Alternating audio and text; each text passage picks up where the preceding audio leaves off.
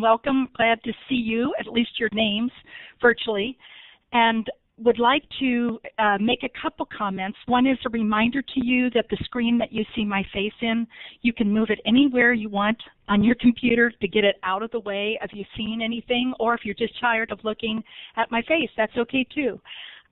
Secondly, I have an apology to make to those of you who have either who are deaf or hard of hearing, who last week when I gave questions verbally and did not put them on the screen. I did it for a purpose, but just like all of us hearing, seeing people, we forget from time to time, and that was very disrespectful of those of you who do have a hearing loss. And I apologize, even though I may have made the point I wanted to. It is just a reminder to me how visual and auditory I am, along with most of us, and how we forget things, not purposefully, but I hope to not repeat that again. So for that, I do apologize to those of you who were left out in the dark, so to speak, or out of hearing. Also, there's an evaluation towards the end of this training, and for those of you who've been filling them out, we really appreciate it. And from those of you who may not have been filling them out, we would really appreciate it. It will be anonymous. We do want honest feedback because we are trying this out and we are working at making this work, and we have some struggles, and transcribing has been one of them. But I am grateful to welcome Jaren, who is doing our transcribing. And for those of you who may need the transcription, Katie has put in the notes how to do that, and I'm going to let her put those in the notes one more time in case someone came late so that you can get the transcription information. Also, we've been reading your feedback and have appreciated it. It gives me some feedback about the points that maybe get more easily made and that really stick with people. It also gives us some things to think about. Tomorrow, Michaela will email out to everybody who's here today all 3 PowerPoints in a PDF format to each of you.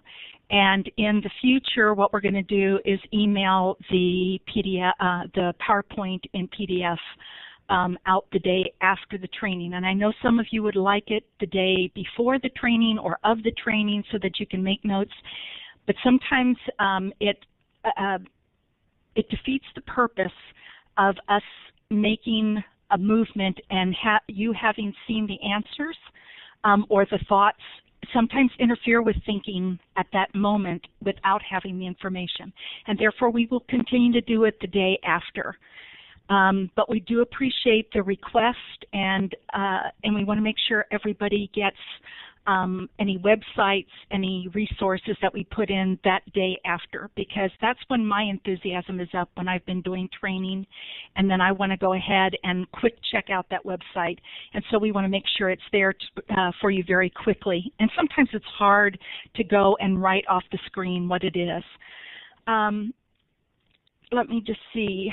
So I think that we're ready to get started, and therefore I'm going to move on. This is our last of the series. Just a reminder, what we've been doing is looking at the definition of deafblindness, dual sensory impairment, children with vision and hearing loss, children or adults or youth, adolescents with visual impairment and hearing loss. All of those phrases describe this population, how diverse this population is, and all of you in different ways have made comments about the diversity and how you can't just make an assumption that if this works for one deafblind child, it's going to work for them all. Challenges for these students in general education, and then adapting the effective education program components we talked about last week. So here's a question, and I'm asking that you type in 1 or 2 things that has affected how or what you are doing with your students as a result of the last 2 sessions. And it may not be some new thing. It may be that you're just being reminded. And if you would just start typing a few things in so we could look at some of the things people maybe have started to change or do a little differently, we would appreciate that.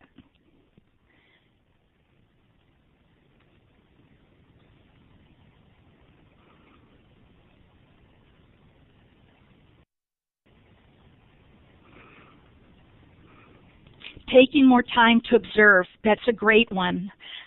Speaking more slowly, more clearly, and even louder, since we are reminded that the environment is so noisy. I now use a picture communication schedule for our day. Developed a daily student schedule with mom of one of our kiddos. Slow down. I'm increasing my wait time and focusing on a strong routine so students know what's next. Allowing for sufficient breaks during my therapy session when my student needs it and waiting for a response. Shared the sectioning tip with the nurses that work with our kids, left, right, up, down, and also planning for 3 years, reminded to wait. Always start the day the same and keep a quieter room. Those are all, I'm really excited about some of those changes that you're talking about using because I have to be reminded about that all the time. For those of you who know me, you all know I'm not perfect. And I only learn through making my mistakes, and then I get a chance to talk to somebody or watch somebody, observe somebody with the child or the parent with the child, and I go, oh, I still have to slow down more, or oh, I need to make sure that when I touch him, I do this. So those are all great comments that you've made, and I appreciate that. Today, we're really going to look at some effective strategies that should be used. And with that, what are effective strategies for children with combined vision impairment and hearing loss? Many are the same as for other children, but the how, again, is the difference. When we talked about the components of the program, it might be how you implement that component of the program that's going to be different. And the same thing is true of strategies. So what I'd like you to do is think about building a house. You assess your needs. In this case, on this plan, they wanted to make sure that they have a greenhouse. So for some of us, a greenhouse would not be in our needs. So we might have something else. It might be a game room. It might be a sunroom. It might not be a greenhouse. So those are some things we want to think about. What are our needs? And that's what we've been talking about the past few years. Okay, and I see that you're getting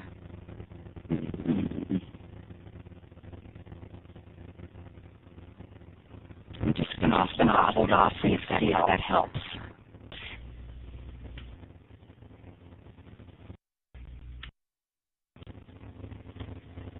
Is this any better? No, it's not, Kathee. I'm testing my voice. Does my voice sound also echoey and bad, or is it just Kathee's? Your voice is fine, Katie. It's just Kathee's. I'm hoping it's not your headset, Kath.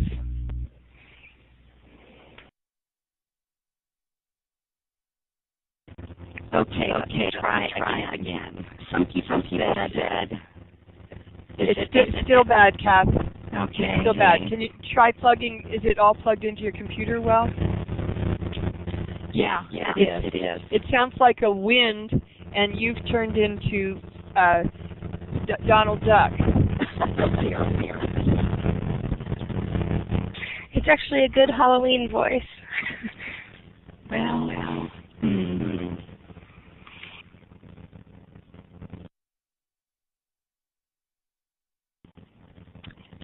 Michaela, earlier when we talked, was it a problem? No, this is the first time I've heard it do this. Why don't you move the end of your cord up by your ear and also by the computer? Maybe the connection, maybe they're failing.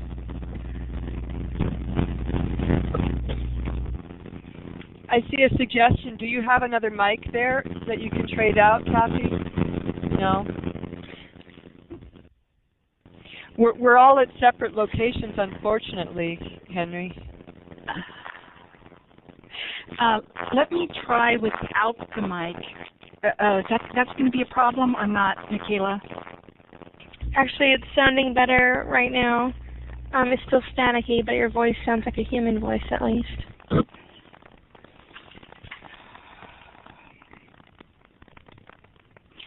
Okay. How's this? That's better, Kath. Okay. I just need you to step in when it gets worse again, and I'll see if it's mine needing to slow down. Okay, good. We'll keep It's good going. now, Kath. Go ahead. Okay, thanks. So we've already been talking about the assessments, the planning, and the scheduling, and the support. So that's the plan. That's the architectural plan for this building of this house. Now, this is the foundation of the house, and the brick and the mortar is the relationship and the connection and the connecting part. Okay, that's the brick and mortar. And the communication system total equals the foundation. And the reason I'm saying that to you is without communication, many of the things you and I do with our students or with our child at home are actually getting the cart before the horse. Doesn't mean that you can't do other things. It just means that the communication needs to be there. There has to be a foundation. And we'll be going more into that in the next session, next series. So there are some of these titles cut off a little bit. We had some struggle with our PowerPoint presentation today, and your PDFs won't have this tomorrow when we send it out. But building the house requires materials, strategies, and all the time keeping your eyes on the plan, the blueprint. Otherwise, what happens is something like this. Things happen, and things fall apart, or things fall down because we haven't kept our eye on that. But the strategies are an important part and have to build. So, back to the foundation, that's the communication that we're talking about. Without a relationship or connection, which is the first effective strategy we're going to talk about, is there tends to be no concept development, very little communication, if any, and no literacy. And those are important points and important parts for the child. And without communication, there's isolation, possibly behavior issues, learned helplessness. The child, we're doing for the child what he can already do for himself. Diminished quality of life. And that's what we don't want to see. That's why communication is so important. So, effective strategy number 1, connecting with someone or developing a relationship or having interaction or initiating contact. I don't really care what you call it. So that I'm giving you some other phrases, just like I've given you other phrases to define what children with a combined vision and hearing loss is. What does it take to make a connection with someone? So what I'd like you to do is I'd like you to be thinking about that as we watch this first, just a second, I'm double checking the first video. Some of you who know me have seen this video before, but that's the question I want you to think about. It is the paraeducator's first day on the job, just so you know. Stephanie is an prone stander, and Stephanie has a profound hearing loss, even though she's wearing a hearing aid. She also is blind. The man's voice you hear in the background is a person who is knowledgeable in the area of deafblindness, and he used to work with our project. The person, as you're looking in black, is a paraeducator. We were very impressed that the teacher made a recommendation to her to wear dark plain colors, even though for Stephanie it didn't really make a difference, but the people had that idea in mind. And so you're going to see, I want you to look, and here's the question again. What does it take to make a connection with someone? And so I want you to, if you've got a piece of paper there that you can just scribble down, that'd be great, just to keep some notes for yourself.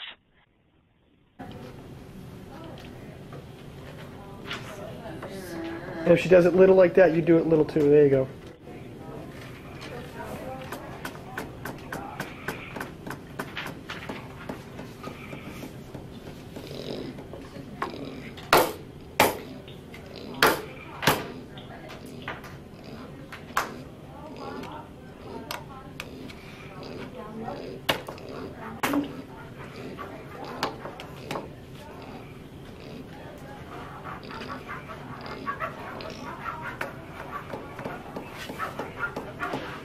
Yeah,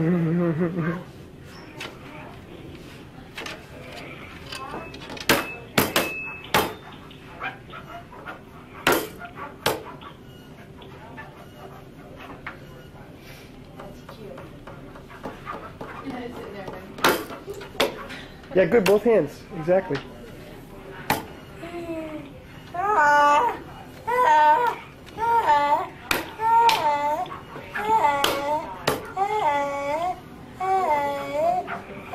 Now go with, like, if she uses her right hand, use your left so that your hands are lined up.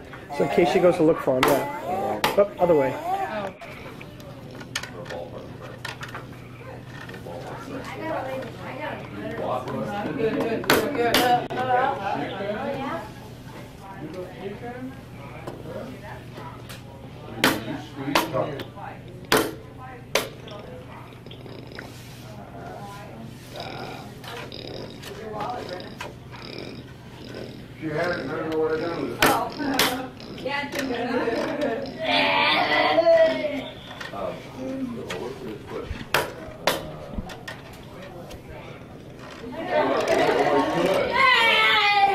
'Twice now she's touched you. This is really good.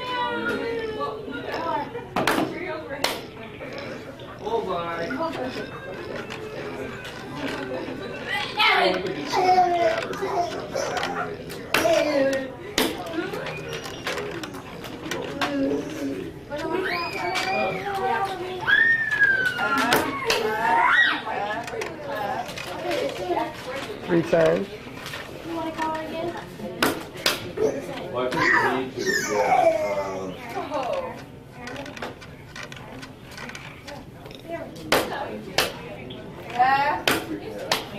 Hey, Brenda, you need to watch where you go, so back up.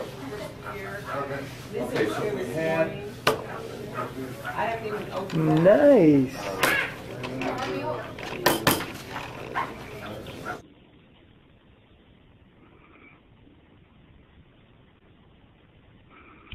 So, once again, the question is, what does it take to make a connection or begin to develop a relationship with someone? And so in this, for those of you who were not able to see the video, one of the issues is that this is a child in a prone stander who is slapping the prone stander, and what happens is the paraeducator comes in and imitates the child. Now, many times we hear about the strategy of getting the child to imitate us, but in this case, it's about us imitating them. So, here's my question. What does it take? What did you see in that video between the paraeducator and Stephanie that would give you some indication that Stephanie might realize there's somebody out there and is interested?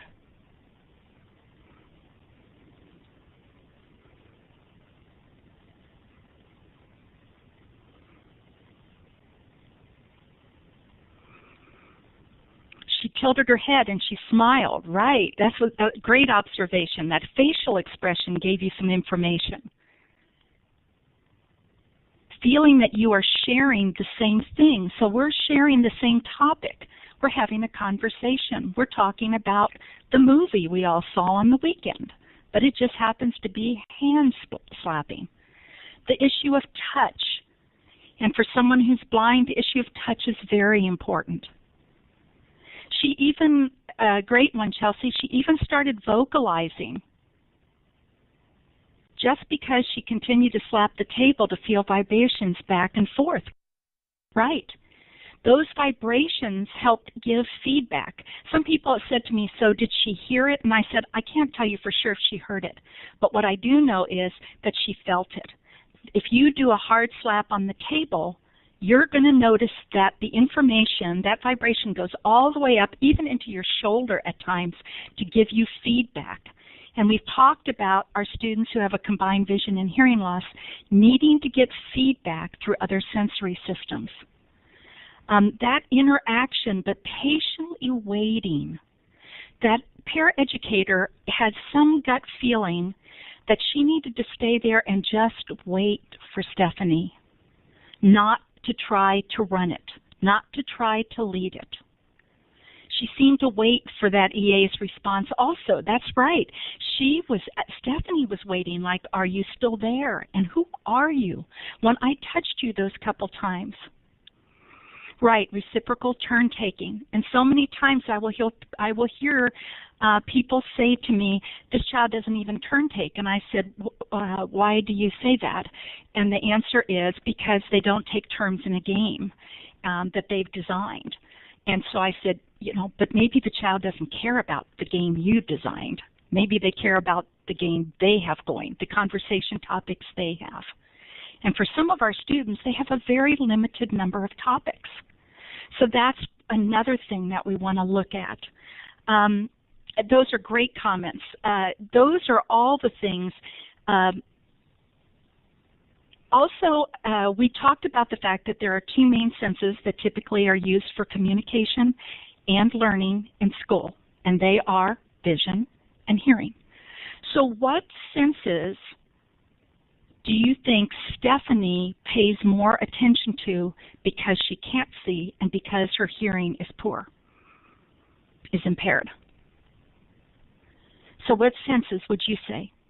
Touch, definitely. Right? Yep. Everybody's got that touch part going. Good. Possibly smell. The proprioception, that whole idea of the information coming up into her shoulder, that gave her information. So that vibration. So that starts to tell me, and possibly some hearing. That's right. So that starts to tell me that those may be the senses I want to get in through when working with Stephanie initially. So once again, we're looking at where do I need to be working, okay? Now, so that's some of the connection, and I'm just going to briefly go over it because you've all touched in different ways on it. But what does it take? Well, for the child, it takes the child being alert enough to take in stimulation and information. So Stephanie was alert enough. She wasn't in a semi-tired position or biobehavioral state. She has to be willing to anticipate also, being able to anticipate what's going to come next. Eventually she got it. Oh, we've got this thing going back and forth, and I wait for you and then you wait for me. For the adult or the peer, knowing the child's likes and dislikes. So I knew that was a like of hers because she did it. I didn't make her do it. Having a common topic, and you already talked about that. Being aware of the child's temperament, and in some cases it's the child who it's a little bit easier for her to take in new people, for others it's not. Being willing to wait for a response. Being aware of the environment. Did you notice how noisy that classroom was? And I sometimes like to leave all that noise in instead of taking it out because I think it's important for us to be reminded of how noisy environments can be. And maybe that was not a distraction for Stephanie, but had Stephanie had a mild hearing loss, that might have been very distracting. And then the child feeling safe. That's another important one that sometimes we forget about. And just a quick story, I worked with a young girl, and I walked into the classroom, and it was a self-contained special education classroom, and she was all hunched in and just like trying to make herself as little as possible. And I kept watching that, wondering what was going on. And then there was a child there who kept moving past her very quickly, who was having some trouble staying in his seat. And every time he came near, she tried to scrunch into even a smaller space, and people were asking questions about, oh gosh, they were saying, why is she not learning? And the answer is she didn't feel safe. That was part of it.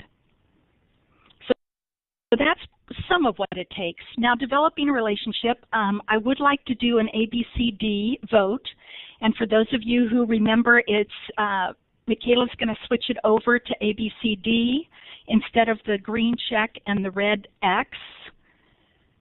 And if you would vote, why is connection or developing a relationship the basis for developing a communication system? A, the child needs to trust the person in order to be open to learning new concepts and skills. B, the child needs to know your name to trust you. C, the child needs the person to do for him what he can't do for himself. Or D, none of the above. And I'm seeing a bunch of A's come up. And that's the answer that I had in mind. And that's one of the pieces. The child needs to trust the person. And that's crucial. If I don't trust you, I don't particularly want to talk to you much either. Okay. First, a word just about storage and retrieving. And it's a reminder to me so many times is this is just a short picture to represent how we store what we learn. Our brain's filing cabinets are composed of a visual and an auditory information system, and we label them and connect them to what we already know. So when I learn a new vocabulary word, I stick it into whatever slot that is, but it's a visual and or an auditory one. For kids with a combined vision and hearing loss, they don't have the same way of filing information. And because they don't, one of the things we often do is we teach this isolated vocabulary, but we don't help connect it to anything that the child already has stored. So the concept, I'll use the concept of water. Water has files that include water that might be in different places. For example, water in a pond, a bathtub, a sink, different things you do in the water such as play, pour, wash. So now you have a relationship, and let's just say you have a relationship developed. Let's think of Stephanie and this new paraeducator. Let's say that they get along like house on fire, and they really have a relationship. Stephanie trusts her. They have connection. So you take a like of the child. For Stephanie, it was slamming on her hand on the table. However, let's just imagine that the like of the child was a common topic such as water. So you've been playing in the water back and forth with the child, imitating them, following their lead the way that the new paraeducator was following Stephanie in her lead. Then next, you might start pouring water using a cup or a pitcher on your hand, pouring it onto your hand, being close to her so she could investigate what you're doing. So now I'm doing something a little bit different. For a while I was imitating her, but I just started kind of playing with it. I wasn't making her do anything. I was just trying something new. Then I might pour the child water and be close enough so that the child can watch it visually or tactily. So she might stick her hand into it and go like, "What are you doing?" So that she can watch it. And why watch it? I mean touch it however she or he needs to do. The child may even start pouring the water herself, and that may take some time. It just doesn't happen in one time. But now you've started to expand out what that child likes into something that can move so that that concept can grow. And that may take time. Allow the child to pour her way. You just model it your way. But they pour it their way. And it's messy usually and wet. And the adult may even put silverware in the water after a while and swish it around while the child is playing or pouring. Again, close enough so that the child can notice it tactily or visually, or both. And then the child maybe notices and may start to play with the silverware. Look at all the concepts that are starting to grow. Then maybe the adult uses a sponge to wipe the silverware in the water, and so forth. So what happens is you take a like of the child and you start to move it and expand it.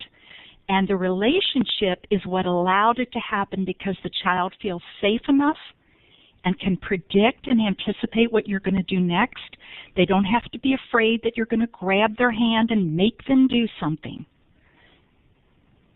So that's the benefit of the relationship. So what are all the concepts and the vocabulary this child may learn from these sequential steps? To helping the child remember the information. You're making some connection with the only concept they may have, and that's water. And I like the way it feels. And some of the kids we work with, we know love warm water, others like cold water, some hate cold water. So once again, I'm going to pay attention to their likes and dislikes.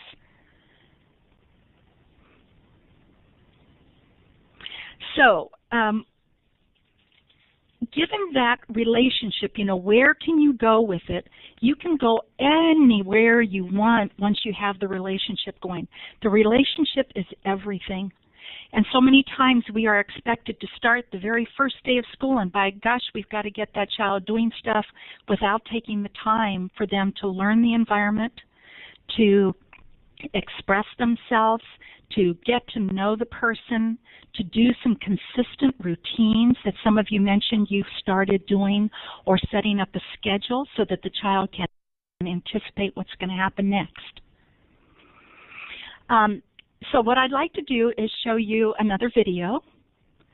And this is Drew, and you saw him, I think it was last week, when you saw him pick up the wood in the wheelbarrow, take it over, empty it, and then get to jump in that wheelbarrow. You know that the trust is there if he knows what's going to happen. He trusts his dad that he's going to wheel him and not drop him or hurt him. This is Drew quite a bit earlier in his life, younger.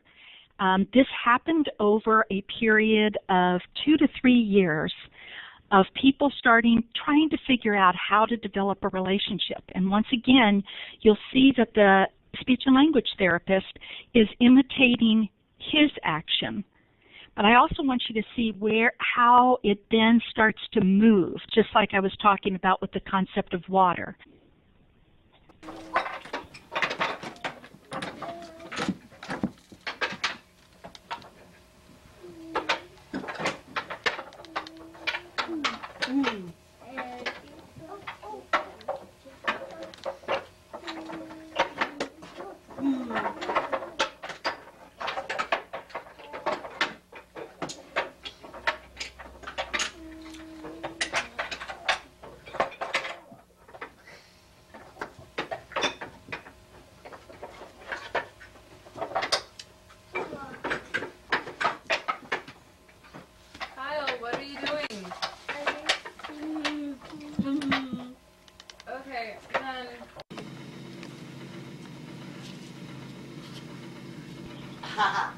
And plays on it.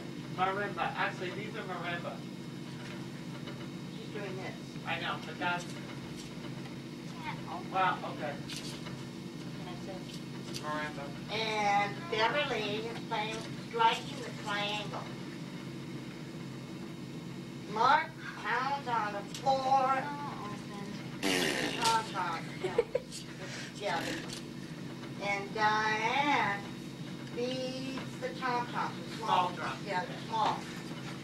And John hits the stop on the snare drum. Okay. What's that? Did you get chocolate candy?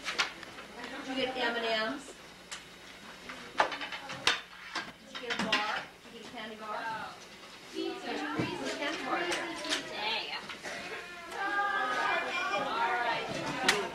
Candy bar. Well, that's a big candy bar.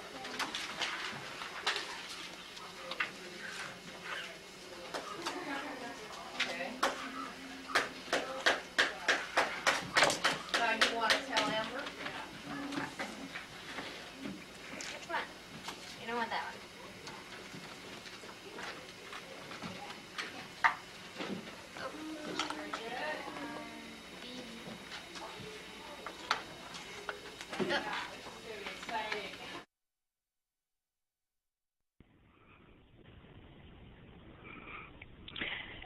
So in this video, we're talking about a span of approximately 3 years.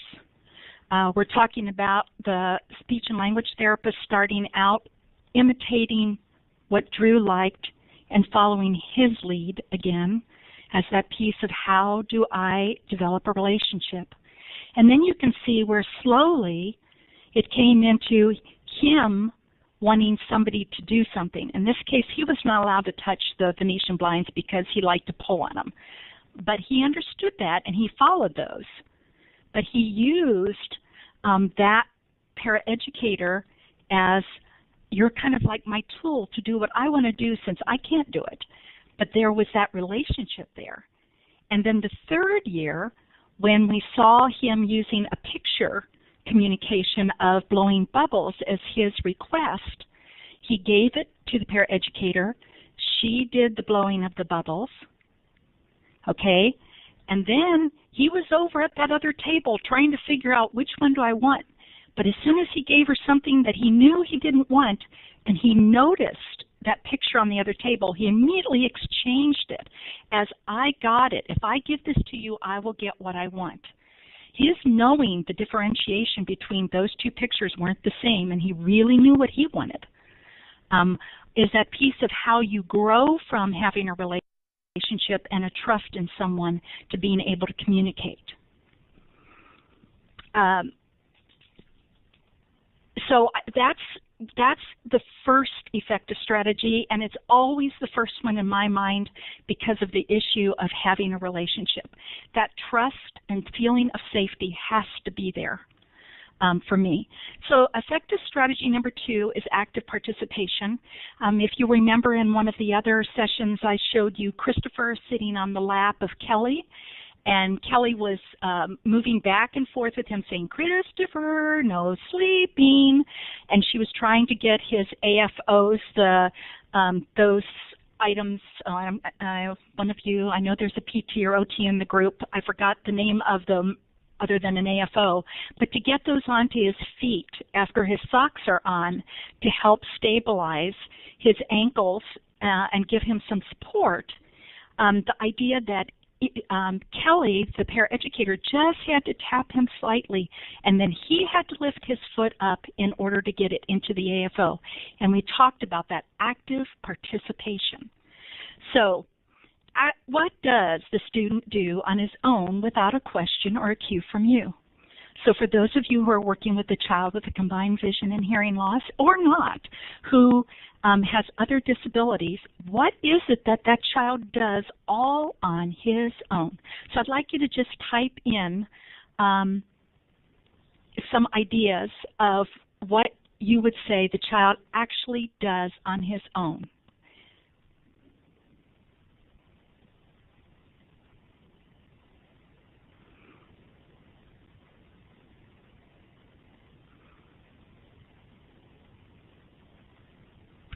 And thanks, Victoria, for the ankle foot orthoses, orthotics.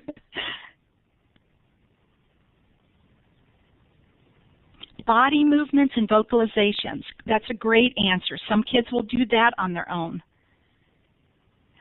Continually throw a bucket and crawl toward it. He holds the para's hand and moves it. Plays with the ribbit ball when placed on the foam mat under a big ball in her wheelchair, grabs the ball, moves herself in the ball by bouncing her legs around, laughs and laughs. Those are all great answers, and I'm sure all of you have more of those, but those are things they actually do. And that's an important thing for you to think about. Why active participation? Because passive learning only takes you so far. Active learning is the goal, period. We do not typically remember what is passively taught to us. Many times I can actively read something, and I am being an active learner in that place. But keep in mind that if I'm passively there and you do something to me or for me, my chances of being able to replicate that or to understand it are greatly diminished. So here's some clues that a student doesn't actively participate. I'll hear people say, well, she doesn't do anything by herself. And yet I just heard a few things saw a few things that you shared, such as a child looking at a book, a child vocalizing, a child laughing, a child smiling. We saw that in Stephanie, a child actually playing with something. All of those things, crawling on their own, not because somebody's making them crawl, or she just waits for someone to do for her. And that always also brings up thoughts about the issue of learned helplessness, which I see all the time. And the older the student, the more I see it. Until I cue him, he doesn't follow my directions. She likes everything. I always worry about somebody who likes everything.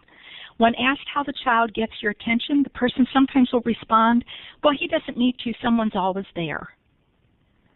So if someone's always there, I always have to pay attention to what am I expecting him to do. So that active participation is very important. So I'm going to show 2 videos, but we're going to start with the first one, and this is Anna. And this is something around the area of eating. This video with Anna is pretty short. You have to watch pretty quickly, and you can pay attention. It happens to be my voice in the background with the paraeducator who's feeding her pudding, something she likes. Anna has a significant vision loss, including cortical vision impairment. She's profoundly hearing impaired. She does have a cochlear implant, but at that point, it wasn't making a big difference for her. So just so you know that information, she also has cerebral palsy. And so one of the things we were looking at, and I had consulted the physical therapist because I get concerned about certain things that kids with CP can't overcome or don't overcome. So let's take a look at this and see how we're trying to encourage Anna to become an active participant instead of just a passive one. So we're going to push play now. And just wait. Don't. Like that? Yeah, that's it. See, then I know she's actively getting involved with it. Otherwise, it's just... You shoving it in. Yeah. You know? So one of the things I think about, too, is how do I assist her to be an active learner? And also, one of the strategies we've talked about before, too, is anticipation. And can she anticipate when that paraeducator is going to stop trying to scoop all the food up around her mouth? And that goes back to something someone mentioned that they had gotten from I think the last time, and that idea that instead of it being scooping and cleaning her face up, it's going in and using a rag hand under hand if Anna can handle that with her cerebral palsy, and where it works, and go 1, 2, 3, 4, or 1, 2, 3, 4, and be done. That's that anticipation, and this is what I can expect when certain people who know me well can do this. But that idea of feeding, and in this case, we really struggled because we had to get in a certain place, and we didn't achieve it completely on that one. For those of you who are knowledgeable about cerebral palsy and stuff, you know, that she was clamped down on that metal spoon, and the paraeducator had to wait for her to release and let go. So it's that waiting piece again, but it's how far do I have to make her come forward to get it, to let me know she actively wanted more pudding. Because people, and I have to tell you, everything that I am sharing with you, I have made that mistake again and again. I am not some perfect person in any way. It's that I learned that if I don't make her let me know when she wants more to eat, then I'm just shoveling it in. And then eventually she's going to turn her head away or spew out the chocolate pudding because she doesn't want any more. And I'm not being respectful to what it is that she wants and what it is that she needs. But I also have to give her a way to actively participate and let me know when she wants more of that pudding. The next video is a little boy named Sammy, and he happens to be playing, and he's laying on one of those small little round trampolines that you'll see in schools or in classes. And it's a Hoberman ball, and you'll see what a Hoberman ball does. And again, this is about how do we get Sam to actively participate instead of us just doing to him. Because I don't want to be saying he doesn't do anything unless I make him do it, unless I cue him, unless I prompt him. So this is, keep a look at this, and you're going to hear a lot of noise because this happened to be at a weekend where a lot of families were. So it's a little bit on the noisy side, but there is not real talking going on. So we're going to push play now.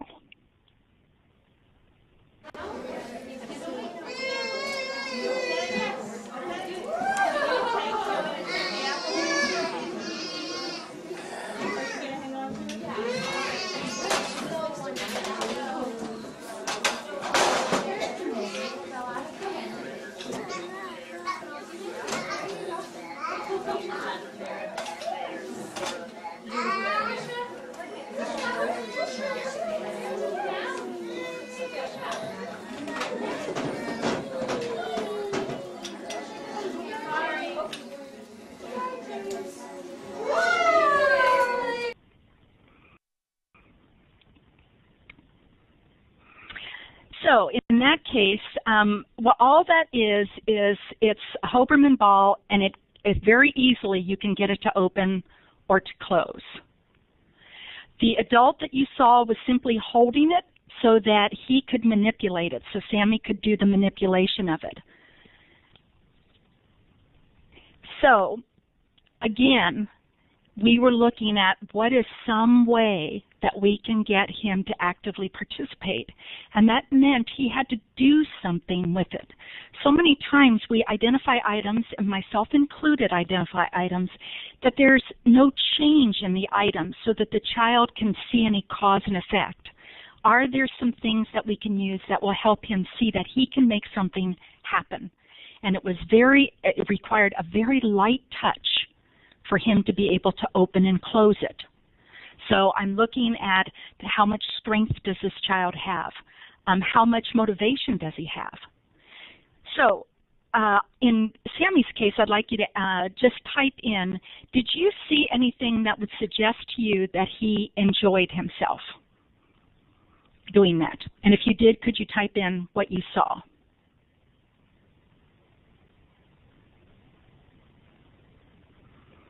He smiled. Yes. He repeated the behavior. He continued to do it. Yes. All of you have that. He opened and closed the ball with the therapist. He used 2 hands, which was great. He went from 1 to 2. He continued the participation. So all of you, he stayed engaged. All of those kept reaching and opening it. He needed to repeat it. If I'm running the show, I might have decided that 4 times was enough and then we're finished. Or I might have decided he can open and close it until he's tired of it. And then what I've done is I've taken something that he enjoys and I've had him satiate to it, get bored and tired of it. And it's a very clear, it's a very delicate balance between the issue of how he does that and how long do you let him do it. He seemed relaxed and happy. That's great, noticing his body. His body was relaxed. And he was not pushing it away. So all of those observations on your part are wonderful. So keep those kinds of things in mind. That's what you're looking for in active participation. So an activity that Bob likes. I'm just going to describe this for you. It's up on there. Bob moves toward a kitchen. This is an activity or routine he does.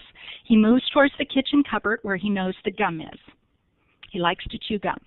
He turns the doorknob, but he can't get the door open. The adult goes to the door and opens it for him. She hands him a piece of gum with the wrapper taken off. Bob smiles. Bob chews the gum. Bob walks toward the couch and lays down and chews the gum for about 8 to 10 minutes. That's kind of the routine, okay?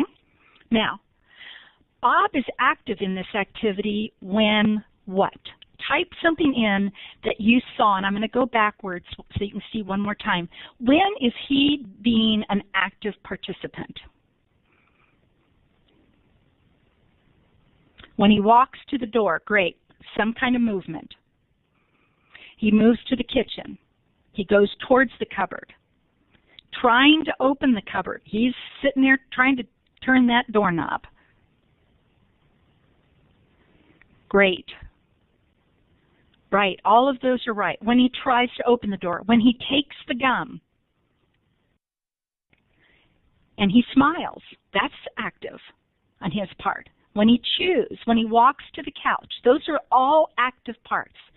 Now, I want you to quickly look at this and tell me, if you were working on this routine with him, what might you do to make him even more active?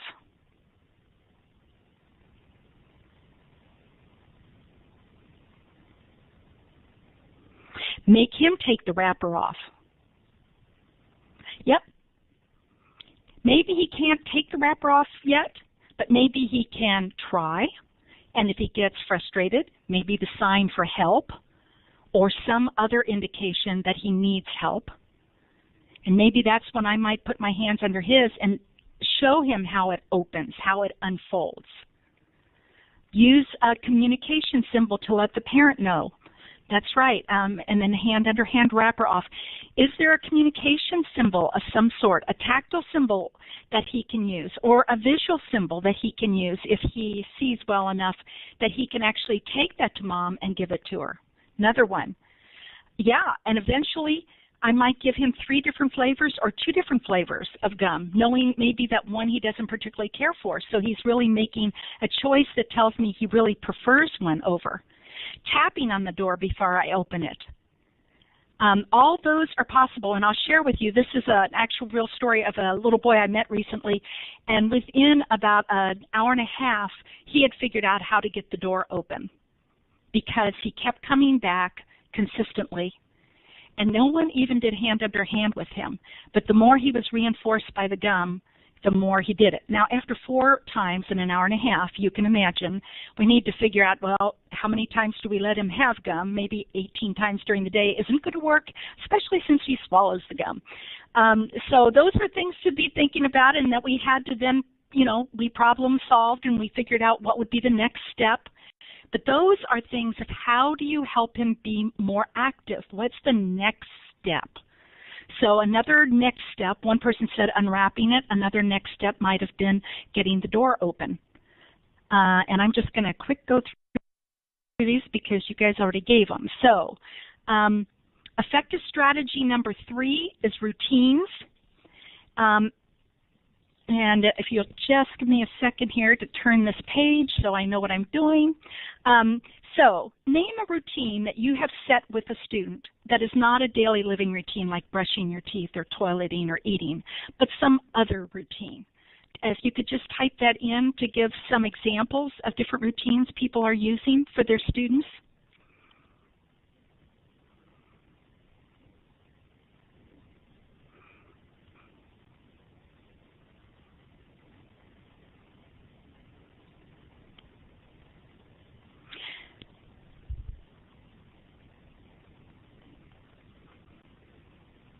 I see people typing. I sing the same song for a transition. That's a great routine. After the news, it's time for seat work. That's a routine. Going from fine motor table task to a gross motor task. That's a routine. Transporting to and from the bus. As long as you're doing it the same way every time, that's a routine. Checking in when you arrive. Another routine. Swinging. She stands at the wall, waits for the swing to get ready. Trying to get a schedule set up, another type of a routine. A routine for tube feeding or talking him through the tube feeding. They bring their homework in the morning. A routine of I come in, I take my jacket off, I open my backpack, I get my homework, I take the homework over to wherever it is, I place it in whatever it is, and that's my routine. So routine can be anything. A sensory learning kit routine. There are all kinds of routines. So I want you to think of routines beyond like toothbrushing or toileting. So here, so before we go into talking about the elements, I'd like to have you watch a short video. This is a video of Joel, the little boy that you saw being pulled around in the box with his mom the last time. And Joel, this is his diaper routine. So I want you to take a look at that, and then we're going to talk about the elements of a routine, and I'd like you to figure out what elements of a routine did you see and which ones didn't you see. Also, this is him at home with his mom, and And so this is a fairly quick one, but once again, thinking in terms of when I start talking about the different parts of a routine, did you see that in this video? Do you want to change your diaper? Do you want to change your diaper? Let's go get a diaper, okay? Go get a diaper. Oh, there they are. Yeah, give Mommy a diaper. Good, you got a diaper. Ha, can you lay down? Sit down. Sit down. Sit down. Oh, you can just lay down that way. Okay. Yeah. So here are some, I'll just call your attention to a couple things. For those of you who may not have known what Mom was doing when she had her hands on his hips and she was doing this, that was a touch cue for him to know that that's diapers. That is a touch cue, meaning I've touched something and I'm using that as a cue instead of me using the sign for diaper or toilet or anything. I just tapped him. So here's the question. A clear signal to the student that the activity is starting. If you think that was there in any format, put a green check in. Oops, I'm sorry, Michaela, we need to go back to checks and X's. Yeah, put a green check in if you saw that. Good. Yeah, she was talking to him, and he does have some hearing. Whether or not he understood everything about it, it was a combination of things that helped give him information. But that was a clear signal from him of, we're going to change your diapers. I'm talking to you, and now I'm tapping on where your diapers tend to come together, and the little tab comes on. Steps occur in the same sequence. What do you think about that? Would you say that they occur? We don't know for sure. We don't know if that's the way she does it every time, if she takes him over to it and he gets it, or if sometimes she gets it. So we're not sure about that. Each step is done the same way each time, the same materials, the same person, the same place. We're not sure, not based on that short little video. Assistance is given in the same way, always seen where assistance can be lessened. That's that whole idea of active participation. What was one thing that you saw in the video that you were clear that Joel was actively participating in that routine?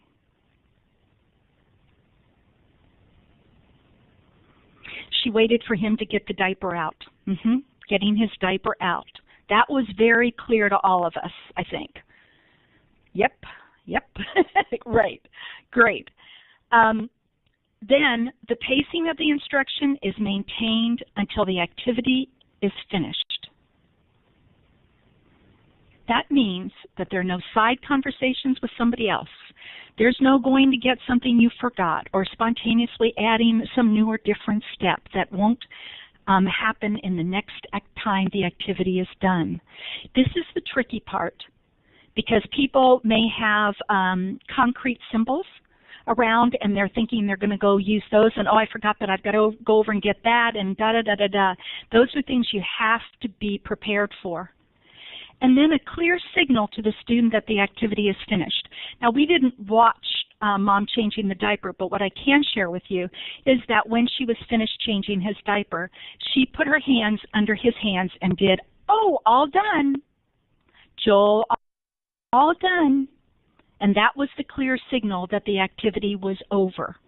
So these are some questions to ask yourself when you're setting all the routines up that you all mentioned is, am I doing it consistently? Am I doing it the same way?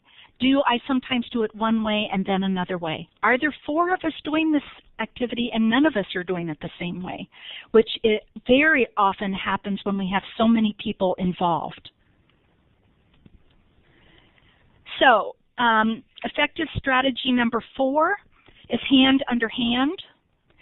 And we've talked about hand under hand, and what I'd like to do is just show you these 3 slides, and then we're going to go to our website, and I'm going to show you a couple videos off that website. But I want to show you the website so you can access it anytime you need it, or you have a new staff person and you want them to see an example. First of all, in this slide, here's my question. Note the person who appears to be standing is the instructor. Is this slide, is this hand under hand strategy being used? If you think it's hand under hand, so the person who seems to have a gray sweater on, at least that's what the color looks like here, is the person standing, the instructor. Is this an example of hand under hand? If the answer is yes, press green. If the answer is no, press X, the red X. Great. Good. It's always tricky, and when I'm explaining to people, when I say hand under hand, I mean that I'm the one trying to show the person, and I slide my hands under the child's, or under the adult's for that matter. Hand under hand, why use it? Because I can learn to trust people by doing it, because no one's grabbing my hands and making me do something. My brain knows what to pay attention to. If my hands are on top of the child is wondering what is going on up here. They're not paying attention to what I want them to do down here. So that's another reason. Active participation and learning and confirmation of, oh yeah, I got it, that's what that is. Those are all different reasons for using hand under hand. As much as I don't want to say this because too many people use hand over hand already, there are times to use hand over hand, but it's when the child has a way to let you know that it's okay to take their hands that way, and that takes some training. So, for example, one of the students we worked with, we would go hand under hand, and after a certain amount of time, I wanted to show him how to form finger spelling, and so we got to the place where if I tapped him twice on the wrist, that meant I would really like to show you something, and he would give me his hand, and then I would form the hand the way it needed to be for that finger spell, that B or D or A or whatever it is. But that is advanced. That is not, in general, what most of our students even are ready for. And then hand under hand, how? How do you do it?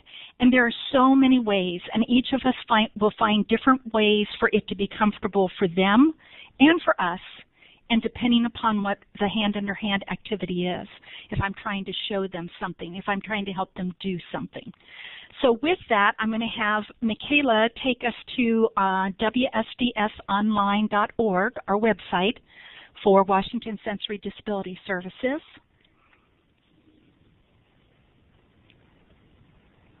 And this is the actual home page that you get to.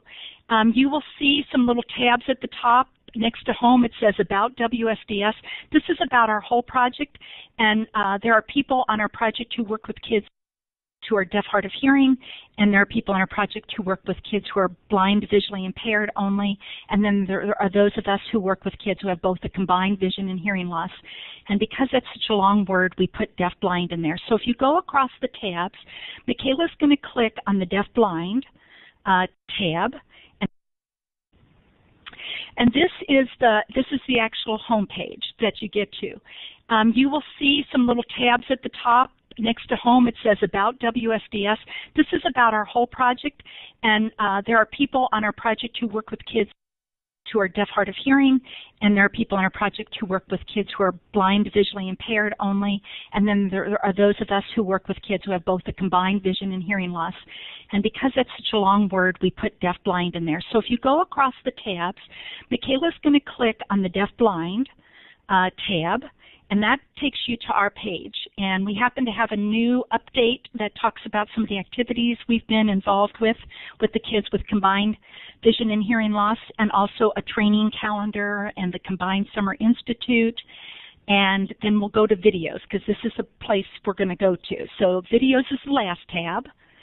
And if you look at, along the left side, you will see video topics, and we have video topics up right now about hand under hand, resonance board, likes and dislikes, Space for Active Learning, Routines, and Experience book.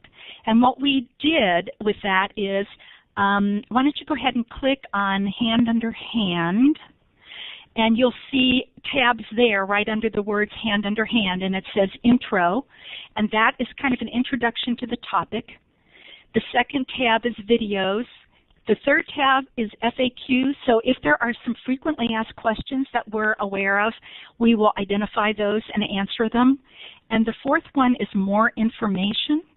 And the more information is websites we might know about, other articles, information that you can actually download, print off if you want.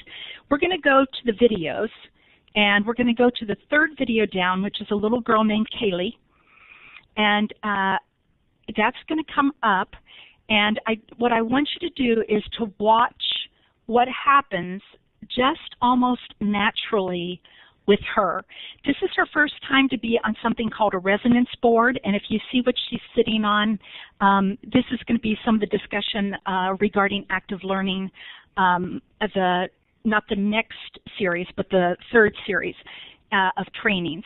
But she's there, she's with this person for the first time. This is a specialist, and she has some of her familiar toys around her as well as some things she's not familiar with.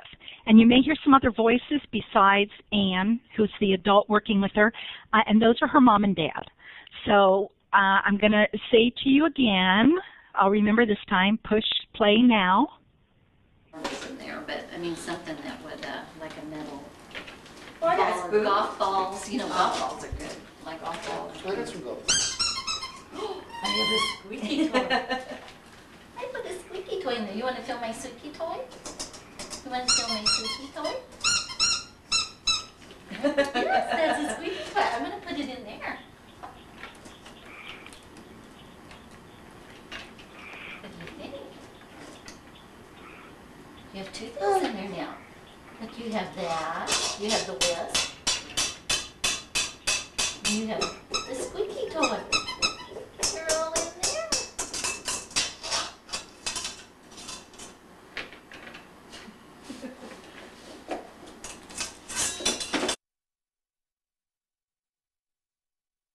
Being able to stop instead of just continuing to stop and just wait. When you see that, the idea is that she becomes the one who runs it. And Anne, the adult, quickly backed off of making the bang, bang, bang. As soon as Kaylee took over, it was Kaylee's hand that was making the bang, bang, bang. And she took to it very naturally. We teased about the fact that she had like little chicken wings. So as soon as she didn't want any more, she was right back in there just going, I don't want to have any part of that. But she was curious enough to come back for it. So we're going to see one more video, and this is of Patrick. And Patrick is a man with deafblindness with Usher Syndrome 1. And this is a video we did of him at a training at the Combined Summer Institute. So I'd like you to keep an eye on that and also start to see different ways. And if you look at the other couple videos, you're going to see different people doing hand under hand a little differently, and it's either them finding a way, but I don't always do hand under hand sitting right next to the person or across from the person or behind the person. It depends on each individual person how that works out best, the size of the person too. So let's push play now. Patrick Cave. Tactile signing and deafblind etiquette. Patrick Cave has Usher syndrome. He was born deaf and grew up using American Sign Language. Over the years, his vision has changed.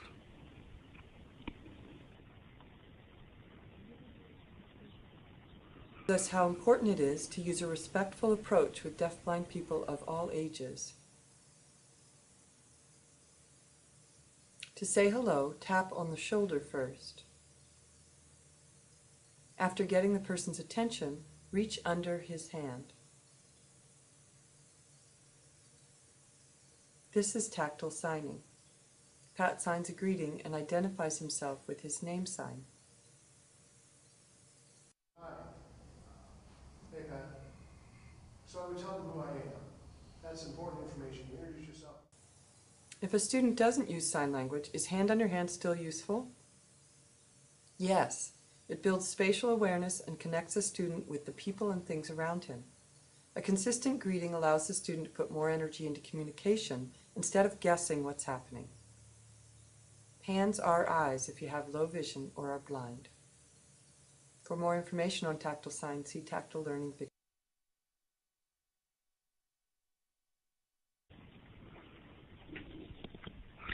Okay, so that is just a short thing, but we wanted to let you know about the website and what kinds of things are on, and we're planning on getting more information on there as fast as we can. Okay, effective strategy number 5, pace. What is the pace of the student's day, the activity, and the transition? And you've all talked about slowing down, waiting the student out. Those are all important. What pace can he take? One student may take a much faster pace than the other, so I can't sit here and say to you, for all people, you need to do such and such, because there is no one answer. The student is expected to follow the same schedule as other students. I hear that. So if he's expected to follow the same schedule as other students, the question is, how do you slow the pace down within that expectation? She needs to keep up with the others since we are including her. So that's another comment that I hear made. And that's great about including her, but the question is, why? Why were you including? Were you including that child for a purpose for the child?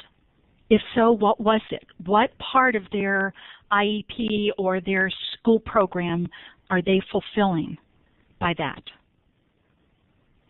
We go at his pace, but since I have to cue or prompt him most of the time, I really don't know what his pace is. And that's a really fair comment to make, is if I'm busy cueing and prompting him, then I don't know his pace. I don't know what it is. So here's some tips for waiting that have worked for me and for other people who have shared with me. One is, first ask yourself the question, what am I waiting for? And is she capable of that action? If I'm waiting for something that the student can't do, I might as well just wait forever. So the issue is, again, what can the child actively do? And does it make sense for me to be waiting for this? Be aware of anything environmentally that the student may have attended to or been distracted by. So all that noise in that environment may not have affected Sammy because of his hearing loss, but it may have affected another child who might have a mild hearing loss, to the point that they were so distracted, I might think, well, he doesn't like this, but in essence, he was too distracted by everything else. You know, for our students, they have to learn how to be able to ignore something or habituate to it so that they can leave it alone and pay attention to something else. Have your arm or your hand very close to the child on the desk or the wheelchair arm in the same place always, so he knows where he can connect with you to give you the answer. So in the case with Kaylee and Anne was always in that one position so that she knew, and Anne actually put her arm next to her to let her know, I'm here if you want to connect and if we want to do something together. And I'll go at your pace. I'll wait for you. Once you've asked a question, slowly count to 10 to slow yourself down. I can't tell you how many times I would end up asking and signing a question, and then I would maybe wait 2 or 3 seconds and start to ask it all over again. And as soon as I start to ask it all over again, I have interrupted the retrieval system of that child, and we're back to me asking the question again, and then he starts again, and then I don't wait, etc. So I would have to sit there and go 1001 in my head, 1001, 1002, 1003, 1004, and say to myself, give this child time to process before you start thinking you have to change the language to make it simpler or repeat the question. And I've even had people who work with kids with combined vision and hearing loss tell me that they have maybe asked the question of the child, gone to another child, asked that question, and came back, and that child was just starting to answer the question because it took that long for retrieving the information and being able to get it out. And use a stopwatch in the beginning just to see how long the wait needs to be. There may be a general wait time no matter what for that child, and that would give you good information.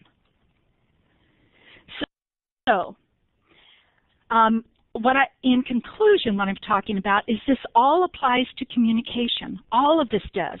The pace, the active learning, the relationship, the This is now my the hand under hand, and one more. Anybody remember the one I forgot?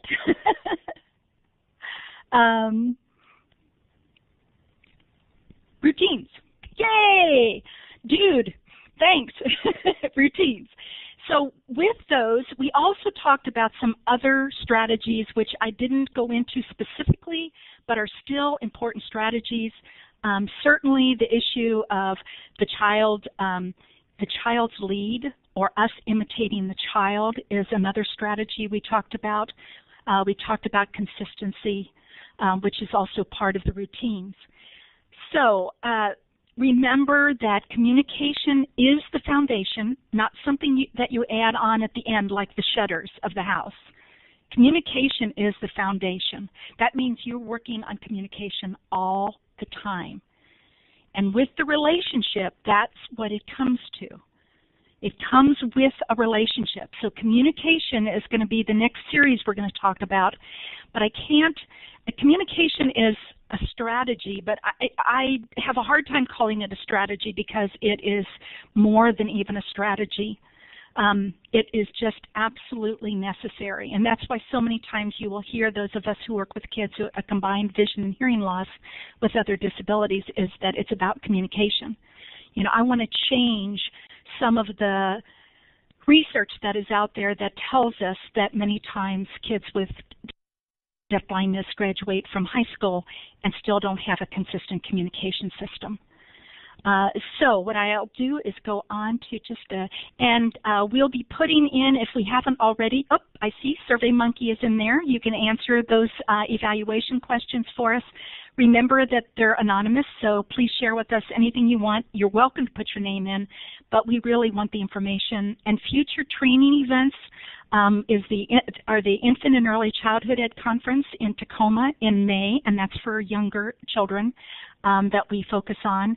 There will be a one-day, a full-day training there, and then we have future events of the Combined Summer Institute in Yakima, and we're going to do it actually through case studies. And we are looking for some kids with significant disabilities to be case studies, so if you're interested, if somebody would type my email in, Michaela, that people could email me about that. And this is what we don't want. This is what we're trying to prevent, and with all the training and sharing we're doing with you, and that is we don't want to see the kid come to school and say, do I get partial credit for simply having the courage to get out of bed and face the world again today, which I think for some of our students that unfortunately is true. And make sure that if you're interested, we do have the next 3 trainings that we'll skip a week and then have 3 trainings on the communication matrix, which is an expressive communication evaluation form, a way to assess, and then how do we use that information, and how do we support and develop objectives as well as activities. And then after that, I think Katie mentioned that starting in January, we'll have a 4-session on active learning, which will include things like something called Space for Active Learning, the resonance board that I mentioned that Kaylee was sitting on, triangle boards, etc., other things. And you're certainly welcome to find out about that. And with that, I think we're just about done, and I try to get done on time or early, and I see myself just a little bit early. Again, thank you all for participating. I have appreciated what you've shared back so that we can get feedback, that we know some of the stuff we're sharing you is making a difference, obviously. And clearly you all are either extending your skills that you've already had or you're learning some new skills, and that was our goal. And if you have any specific kinds of questions about kids that have come up as a result of this 3-part training, use my email, which I think somebody typed in, or maybe not. Yeah, Michaela typed it in, Scoggin, WSDS@gmail.com. If you have a very specific kind of question, feel free to email me, and I'll be happy to email you back. And with that, a great thanks to Michaela for all the technology stuff she has done, as well as preparing the PowerPoint slides for me, to Kathee for being a moderator and helping out with that. It really does take a team to do this. I may be the one showing you the information, but the reality is it couldn't be done. And to Jaron, a great big thank you to you. I really appreciate it. We've been working at trying to get the transcription to work, and it's taken us a while, but we do learn and we keep learning, and that's all of our goals, isn't it? So with that, oh yes, and Jean just asked about the PowerPoints, and they'll be emailed to you tomorrow, and that'll actually be all 3 sets, and they'll be sent to you in PDF format. And I think that is it. Kathee, do you have anything else you want to say? No, I don't, Kath. Thank you. Okay. And Michaela? Just don't forget to take the eval. Other than that, thanks for coming. And to Michaela, thank you so much. Without her, this wouldn't have happened today. Take care, everybody. Have a great month. Bye. Great Thanksgiving.